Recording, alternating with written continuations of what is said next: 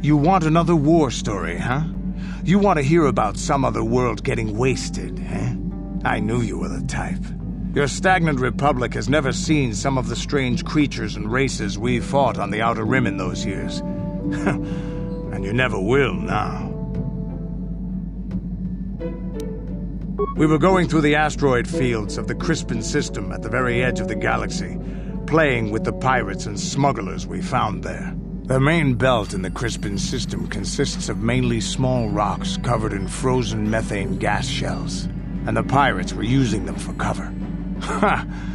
I remember using a thermal generator to cause the outer layer of one of the asteroids to vaporize in a picosecond. It blew out and shredded the 3 smugglers using it for cover, but that was a mistake. The asteroid I had targeted was smaller than most, maybe a dozen meters on a side. On the outside, it looked the same as any other, just a ball covered in frozen gas. But something must have been inside it, something inactive in the cold. The heat of my blast might have triggered something or woken something up.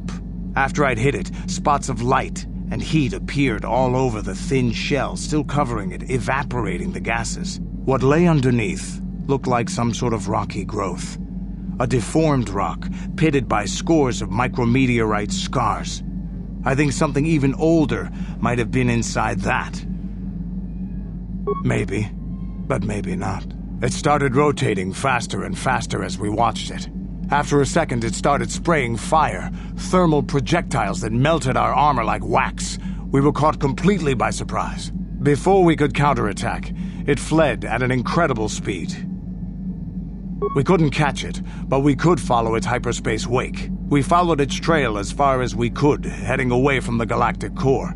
When it finally led beyond the edge of our galaxy, we abandoned our efforts. Anything that wants to commit suicide in that great void is not worth our trouble trying to catch. That's the only story I have for now. I'll tell you some more stuff later if we get the chance. Is there something else you want to know? Your choice. I don't have as many strange stories like the last one I told you, but I do have a couple about me and the stuff I've done. In one battle above the world of Althir, my unit managed to defeat a force of Althiri 10 times our own size. That battle gained me command of an entire subsect of my clan. For 5 days, they had managed to hold off our forces, keeping us to the outer rings of their world, preventing us from attacking it directly. My task was to assault one of their flanks with a false attack. The Althiri would be drawn out by the units I had sent in. Once they had surrounded those units, the bulk of my forces would attack from the rear and defeat them in detail. They weren't stupid. Stupid races don't make starships and weapons of mass destruction. But they weren't masters of the arts of war as the Mandalorians are. Things didn't go as I had planned.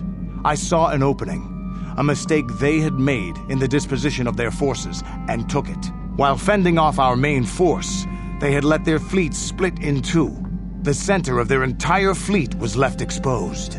I turned my forces and assaulted the center of their fleet, decimating them. This is a chance given to a warrior once or twice in a lifetime. The chance to change the course of history in a single act. Their slow, ponderous ship could not turn to face us without being overwhelmed.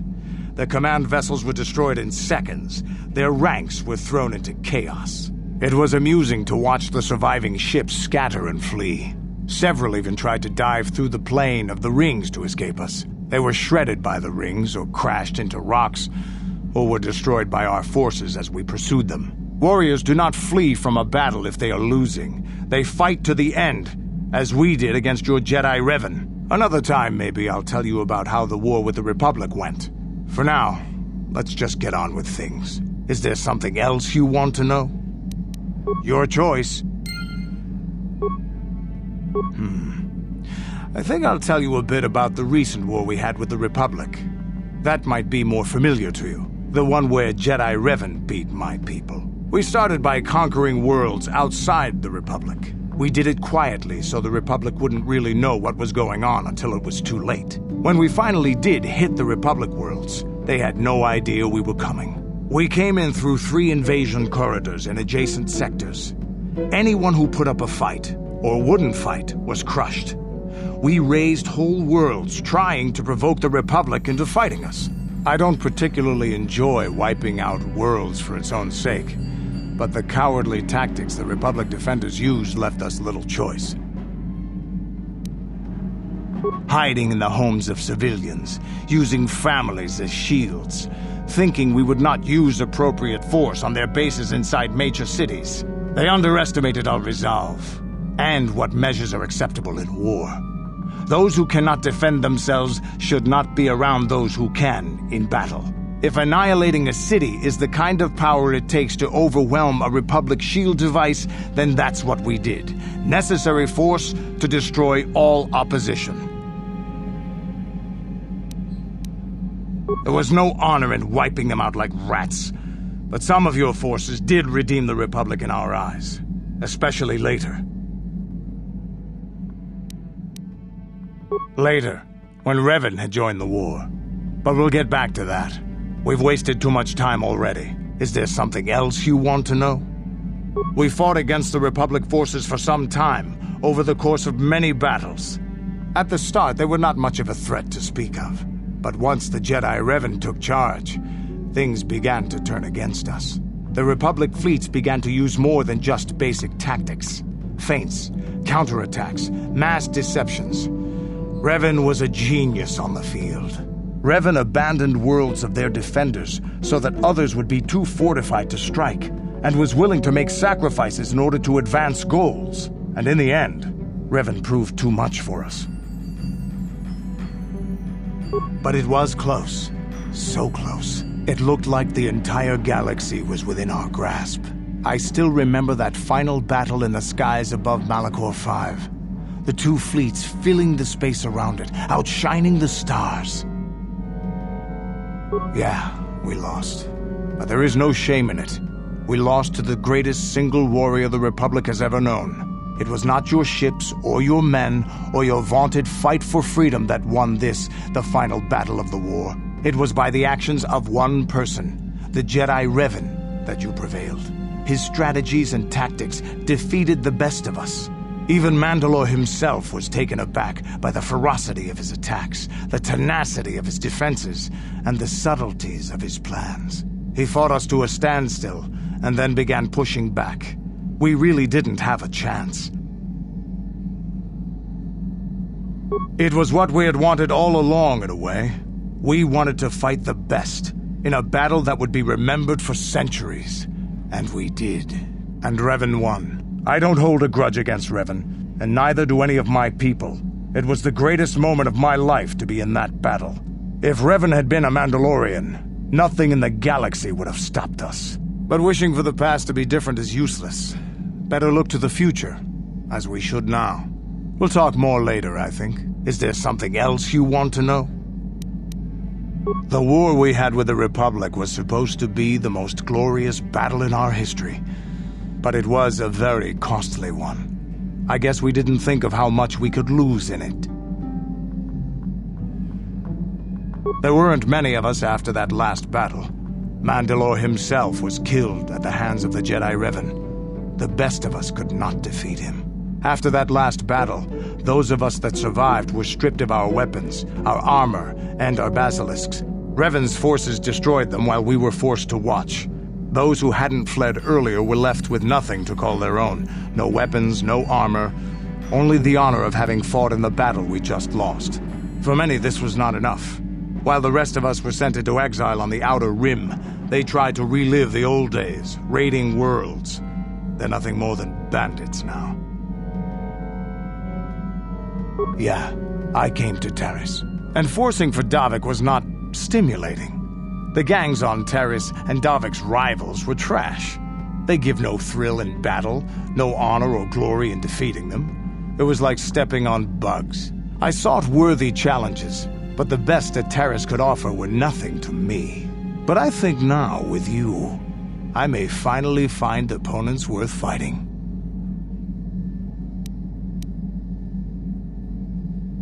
Maybe it'll happen, maybe it won't. Either way, I think that by following you, I can get something out of it. Maybe later I'll tell you more about what it was like to work for Davik. For now, though, we should get on with our lives. Is there something else you want to know?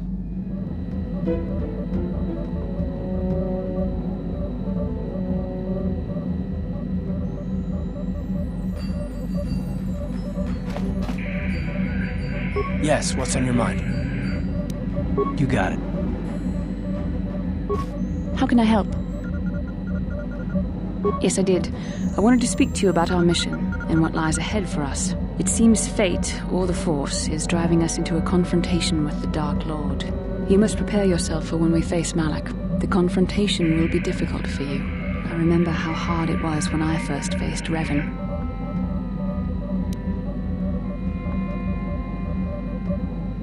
It's true that due to my battle meditation, I was with the Jedi strike team that boarded Revan's ship. We did not kill Revan, however. Our mission was to capture Revan if possible. It was Malak who turned on his own master, firing upon Revan's ship while we were still on board it. It was his desire to kill us and his master both.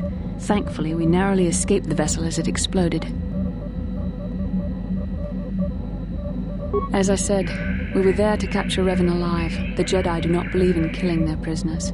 No one deserves execution, no matter what their crimes. Remember that Revan and Malak were once great Jedi, heroes in every sense of the word. They demonstrate the danger of the dark side to us all. I'm sorry, we really shouldn't speak of this anymore. The memory of my confrontation with Revan is painful. Let's return to the mission, please.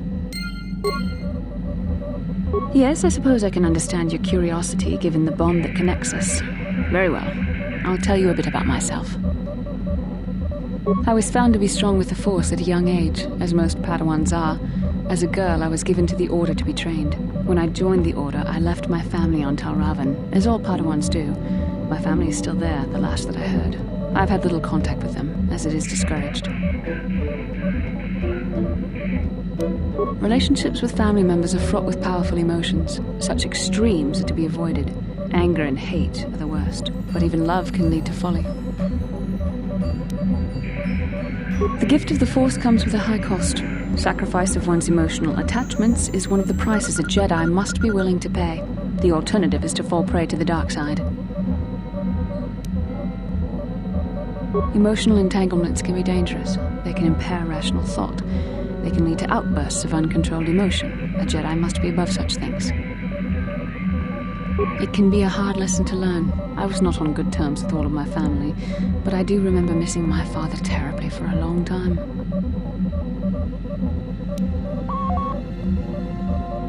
Very close. I was only a little girl when I left my family, but I still remember him fondly. He was kind and gentle and doted on me. My mother, however, was different. I was not on good terms with my mother.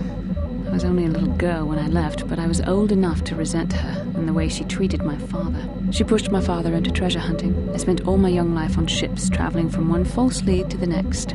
She whittled away my father's entire fortune, and I hated her for it. I think she was relieved to give me to the Jedi, but my father was heartbroken.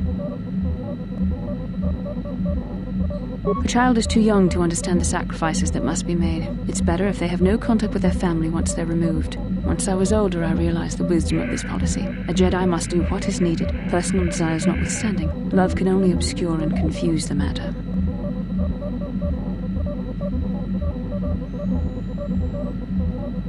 Even a Jedi cannot always control the feelings of the heart. We must do our best to guard against it, no matter what the cost. But some sacrifices are harder than others.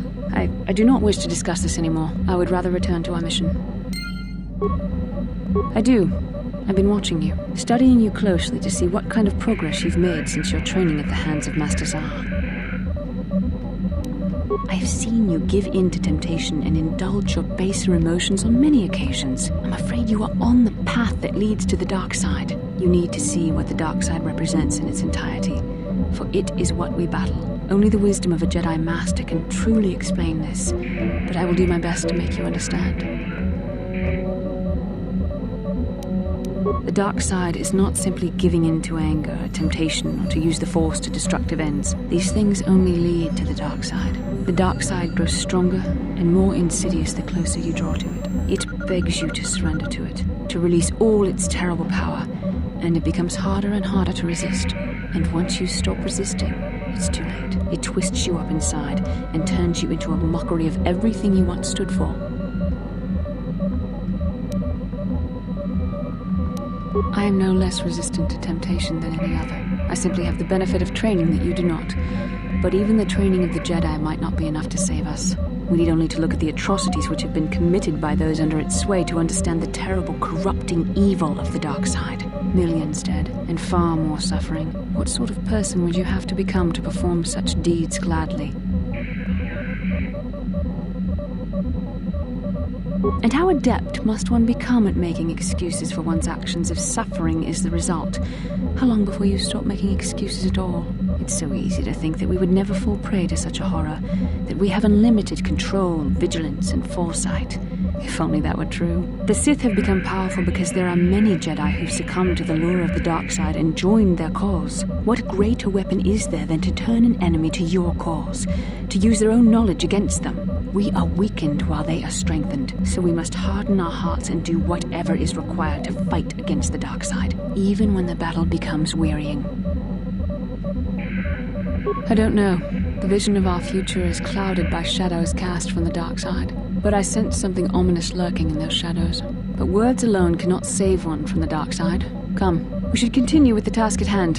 When the time comes, I only hope we are all strong enough to do what we must. I could not accomplish this on my own. I need the aid of others, especially one who is strong in the Force. The bond between us made you a natural choice. Besides, the events on Taris prove that the Force wanted to bring us together for this mission. And there is little left to chance when the Force is involved. Is that not enough for you? I admit, there were times that I wondered if this is more than just a mission to stop Malak. There were times when I wondered if this was also a way for the Council to test my own abilities. I wondered if the Council wanted to see how I would help and guide you on our quest. I wondered if they were testing me to see if I was ready to become a Jedi Master myself. And then I realized how foolish such thoughts were. As the Council explained, sending a Master in our group would only have drawn unwanted attention from the Sith. The fate of the galaxy is at stake. The Council would not risk it merely to test me. They calculated the risks, and in the end chose the only option available. You must learn to trust in the wisdom of the Council. Your destiny will come when it's appointed time. You mustn't be so impatient. Must you be so frustrating? I admit I had a moment of foolish pride, but I am over it. Now I am focused on my true responsibilities. I'm simply trying to help you and complete this mission, and yet you battle me at every turn. Fun? Fun? Driving me insane is your idea of a good time? I must admit, I simply don't know how to deal with someone like you. I don't know if I should be outraged that you keep joking about serious matters, or if I should be grateful that you can always lighten the mood. Come on, come, let's move on. There's much to be done. There might be something to what she said. No, of course not. Not really.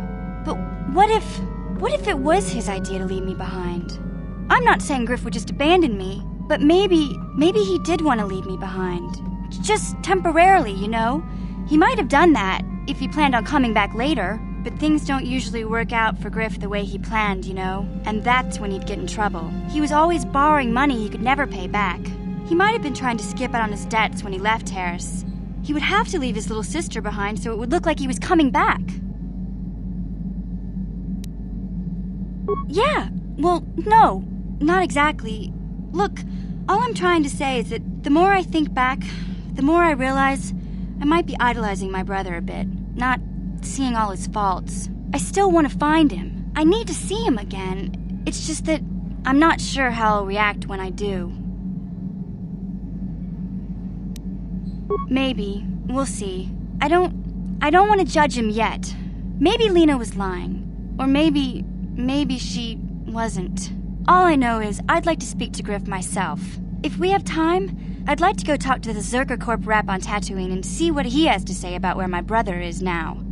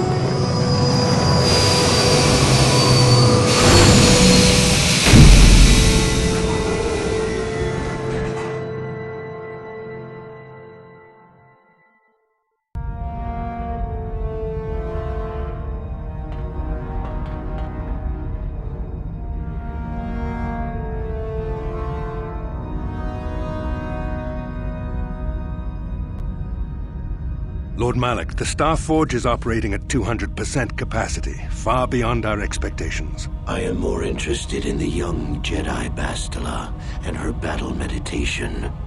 Have you learned how she escaped the destruction of Taris? She was aided by Karth Onasi, a decorated war hero of the Republic and a legendary soldier. During the Mandalore Wars, he was honored many times for his bravery. You know this man?